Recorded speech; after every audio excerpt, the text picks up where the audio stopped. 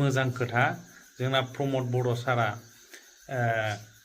BJP निफ्राय होनाय central minister मोनसे मिनिस्टार होनो नागिरदोंमोन दा बेखौ सेन्ट्रेलावनो ओमफ्राय बेनि बदलै तामुलपुर सिटखौ नागारनांगौ होननानै बुंदोंमोन जाहैबाय दा बेखौ प्रमद बर'आ डिनाय खालामबोबाय प्रमद बर'आ एक्सेप्ट खालामासै जे बिजेपि निफ्राय होनाय मिनिस्टार बिबानखौ बिथांमोननो नाङा माने सेन्ट्रेलावसोबाव बेबो सेन्ट्रेलाव बेखौ नाङा 125 एमेन्डमेन्टखौ मा होनो इमप्लिमेन्ट खालामनांगौ ओमफ्राय मुस्लिमफोरखौ जोंनि आसामनि मुस्लिमफोरखौ बेबायदि टर्चार खालामनायखौ बन्द खालामनांगौ होननानै बिथाङा बुंबोदों बेयो मोनसे बिराद मोजां साइन इउपिपिएल हान्जानि थाखाय आरोना दा नोंथांमोना नायलांदो मा बुंदों আজি আমাৰ ইউপিপিএল দলৰ হাইকমাণ্ড মাননীয় প্ৰমোদ বৰদেৱক মই অন্তৰেৰে ধন্যবাদ জনাইছোঁ। যোৱাকালি ভাৰতৰ গৃহমন্ত্ৰী অমিত শ্বাহ ডাঙৰীয়াই তেখেতক দিল্লীলৈ মাতি লৈ গৈছিল। তেখেতক প্ৰস্তাৱ দিছিলে যে তেওঁ মন্ত্ৰী পদ গ্ৰহণ কৰক, কেন্দ্ৰীয় চৰকাৰৰ মন্ত্ৰী পদ গ্ৰহণ কৰক আৰু তেওঁ তামুলপুৰৰ সিটটো তেওঁ প্ৰতিদ্বন্দ্বিতা কৰিব নালাগে তেওঁলোকৰ বিজেপিৰ স্বাৰ্থত। কিন্তু আমাৰ মাননীয় প্ৰমোদ বৰদেৱে এই প্ৰস্তাৱটো ঠুকৰাই ক'লে কি আপুনি আমাৰ বিটিআৰৰ 125 এমেণ্ডমেণ্টটো অতি সোনকালে দিয়ক, মোৰ মন্ত্ৰিত্ব পদ নালাগে, অতি সোনকালে দিয়ক আৰু অসমত যে মুছলমানৰ প্ৰতি যিটো অন্যায় অবিচাৰ চলি আছে এইটো বন্ধ কৰক। এই দুটা প্ৰস্তাৱেই তেওঁ পেছ কৰিছে। তাৰপিছত তেওঁ আৰু কোনো কথা নাই, সোজাসুজি গুচি আহিছে। অহাৰ লগে লগে আমাৰ অসমত যিখিনি আমি ডিক্লেয়াৰ কৰিম বুলি কৈছিলোঁ গোটেই কেণ্ডিডেট ডিক্লেয়াৰ কৰি দিলে।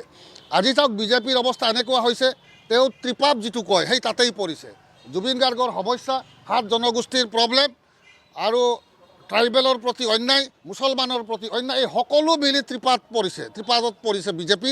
গতিকে এইবাৰ বিজেপি অসমৰ পৰা বিচ্ছিন্ন হ'ব মই ভাবোঁ আৰু কাৰণ তেওঁলোকৰ যি বিজেপিৰ কৰ্মকৰ্তা এওঁলোক অৰিজিনেল বিজেপিয়েই নহয়, অৰিজিনেল বিজেপি কেইটা গুচি গ'ল আৰু ডুপ্লিকেট কংগ্ৰেছী মানুহকেইটা ইয়াতে আহি জইন কৰিছে।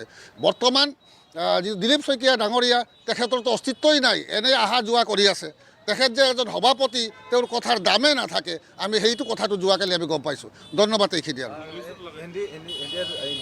নাই নাই এন ডি এৰ লগততো মিত্ৰতাৰ প্ৰশ্নই নাহে। এন ডি এৰ লগত যদি মিত্ৰতা থাকিলেহেঁতেন অসমত তেওঁ ডিক্লেয়াৰ নকৰিলেহেঁতেন, বড়োলেণ্ডত 15টা সমষ্টিত তেওঁ ডিক্লেয়াৰ নকৰিলেহেঁতেন। সেইটোৱেই কথাটো।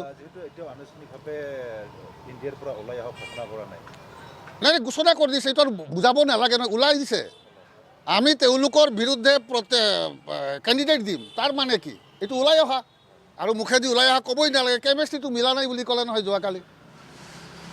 Today I am very much delighted to say before you that UPPL President High Command Mr. Pramod Boro, I am very much pleased because he is a leader who is very eligible to become Chief Minister of Assam as well as Central Minister of Assam.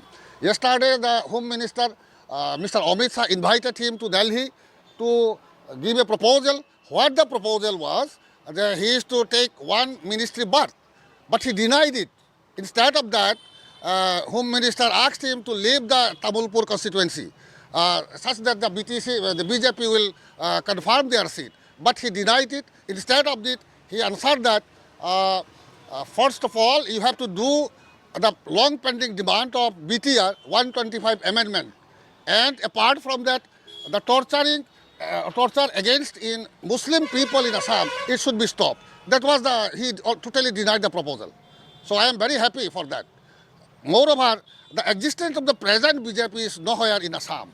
The old persons, those who are in old Congress, they have come to the BJP party and they have formed a new party. I don't think that this is a BJP party. Thank you very much.